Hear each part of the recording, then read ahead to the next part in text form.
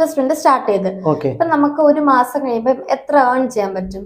ഒരു മാസം കൊണ്ട് നമ്മൾ 100 രൂപയുടെ ഇൻവെസ്റ്റ്മെന്റ് അല്ലെങ്കിൽ 1000 രൂപ 1 ലക്ഷം രൂപ എന്നൊക്കെ പറയുമ്പോൾ ഒരു മന്ത് നമ്മൾ ഇൻവെസ്റ്റ് ചെയ്യുമ്പോഴത്തേക്ക് ആ കമ്പനി നമ്മൾ ഒരു കമ്പനിയുടെ അസറ്റിലേക്കാണ്, മീൻസ് കമ്പനി തുടങ്ങുന്ന കാലത്ത് നമുക്ക് വാങ്ങാൻ പറ്റിയില്ല, നമ്മൾ പാർട്ട്ണർ ആവാൻ പറ്റിയില്ല. ഇപ്പൊ അത് ലിസ്റ്റഡ് കമ്പനിയാണ്, NSEയിലും BSEയിലും ഒക്കെ ലിസ്റ്റ് ചെയ്തിരിക്കുന്ന ഒരു കമ്പനി. ഫോർ എക്സാമ്പിൾ നമ്മൾ V-Guard പറഞ്ഞാൽ, V-Guard പണ്ട് ഒരു സിംഗിൾ ഓണർ തുടങ്ങിയതായിരിക്കും. ഇപ്പൊ അത് ഓഹരി വിപണിയിൽ സെക്കൻഡറി മാർക്കറ്റ് ലിസ്റ്റഡ് ആണ്. അപ്പൊ അത് നമുക്ക് എല്ലാവർക്കും വാങ്ങാനും വിൽക്കാനും പറ്റും. അപ്പോൾ ഒരു ഷെയറിന് ഇപ്പൊ എത്ര വിലയുണ്ടോ, അപ്പൊ നമുക്ക് ഒരു 200 രൂപയാണ് വില, ഒരു എക്സാമ്പിൾ പറഞ്ഞാണ് 200 രൂപ വിലയുള്ള ഒരു ഓഹരി. അപ്പൊ അത് നമ്മൾ വാങ്ങിയിട്ട് അപ്പൊ 100 എണ്ണം വാങ്ങി, 20,000 രൂപയ്ക്ക് നമ്മൾ വാങ്ങി. 20,000 രൂപയ്ക്ക് ചിലപ്പോൾ അന്ന് തന്നെ ചിലപ്പോൾ ആ ഓഹരിയുടെ വില കൂടിയാൽ നിങ്ങൾക്ക് അന്ന് വിൽക്കാം. ജീവിതകാലം മൊത്തം വെച്ചിരിക്കാൻ നിർബന്ധമില്ല. അങ്ങനെയുണ്ട്. ഏറ്റവും ഷോർട്ട് പീരീഡിൽ നിങ്ങൾക്ക് ഇൻവെസ്റ്റ്മെന്റിൽ നിന്ന് റിട്ടേൺസ് ഉണ്ടാക്കാനായിട്ട് പോസിബിലിറ്റീസ് ഉണ്ട്. പക്ഷെ മ്യൂച്വൽ ഫണ്ടിൽ ഇങ്ങനെ വെരി ഷോർട്ട് പീരീഡിൽ അങ്ങനെ ട്രേഡ് ചെയ്യുന്ന പരിപാടി അങ്ങനെ